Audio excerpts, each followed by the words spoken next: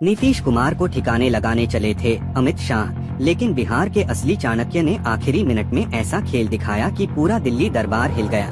बिहार के राजनीतिक इतिहास में पहली बार ऐसा हुआ कि मुख्यमंत्री खुद इस्तीफा देने राजभवन पहुंचे। पूरा प्रोटोकॉल, पूरा लावलश्कर, मीडिया की नजर, पार्टी के बड़े नेता साथ, लेकिन इस्तीफा नहीं दिया, सिर्फ जानकारी देकर लौट आए।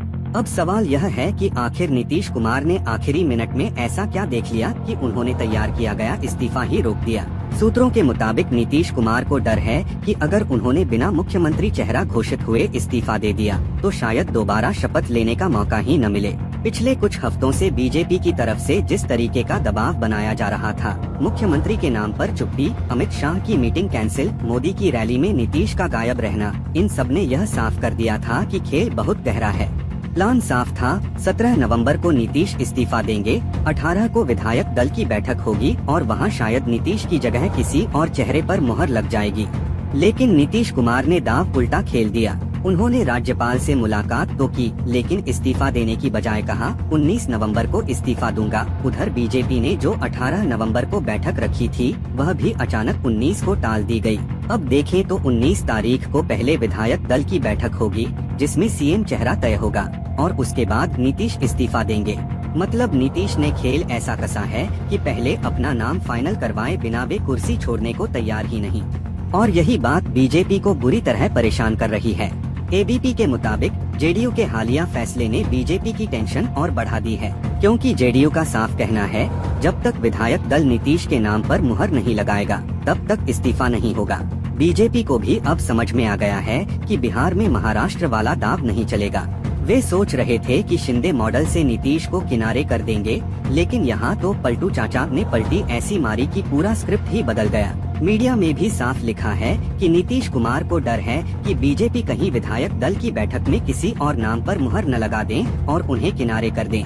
इसलिए उन्होंने फैसला किया कि पहले नाम फाइनल हो फिर इस्तीफा दूंगा। अब बात करते हैं असली खेल की। नीतीश कुमार के चेहरे पर जो आत्मविश्वास दिखाई दे रहा है, उससे साफ है कि उन्हें पता है कि बिना जेडीयू के बीजेपी कुछ नहीं कर सकती। बीजेपी के पास बहुमत में बड़ा हिस्सा जरूर है, लेकिन सरकार चलाने के लिए नीतीश की जरूरत अपरिहार्य है।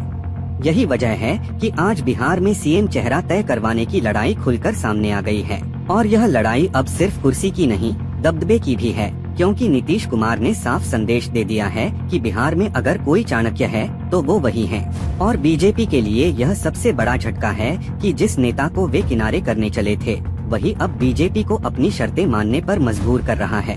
बिहार की राजनीति में यह कोई नई बात नहीं है कि नीतीश कुमार आखिरी वक्त में स्क्रिप्ट बदल दे, लेकिन इस बार खेल इतना बड़ा है कि दिल्ली तक में खलबली मच गई है। अभी तक जो तस्वीरें आई हैं, उनमें देखा जा सकता है कि जैसे ही नीतीश बिना इस्तीफे लौटे और बीजेपी के कैंप में चिंता दोगुनी हो गई। इस पूरे विवाद का बड़ा सवाल यही है कि 19 नवंबर को होने वाली बैठक में क्या नीतीश कुमार को सर्वसम्मति से मुख्यमंत्री घोषित किया जाएगा या नहीं। अगर नहीं किया गया तो बिहार का चाणक्य क्या अगली चाल चलेगा, और अगर किया गया तो यह अमित शाह की सबसे बड़ी हार और नीतीश की सबसे बड़ी जीत मानी जाएगी। आने वाले 72 घंटे बिहार की राजनीति के लिए ऐतिहासिक होने वाले हैं, क्योंकि यह सिर्फ कुर्सी की लड़ाई नहीं है, यह प्रतिष्ठा की लड़ाई है, नियंत्रण की लड़ाई है, और नीतीश शाह का यह युद्ध अब अपने चरम पर है। आप क्या सोचते हैं?